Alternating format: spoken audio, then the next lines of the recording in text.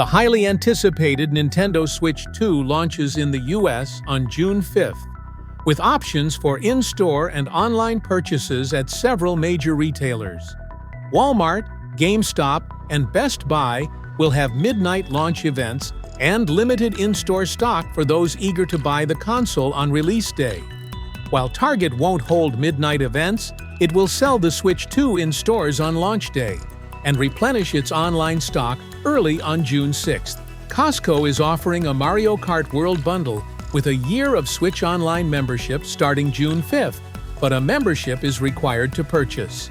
Amazon has yet to list the Switch 2 or take pre-orders, but you can find games and accessories at other stores, with Mario Kart World and The Legend of Zelda: Tears of the Kingdom available at launch. Additional games, new Joy-Con controllers, and storage cards are widely available, so fans should act fast as supplies are expected to be limited.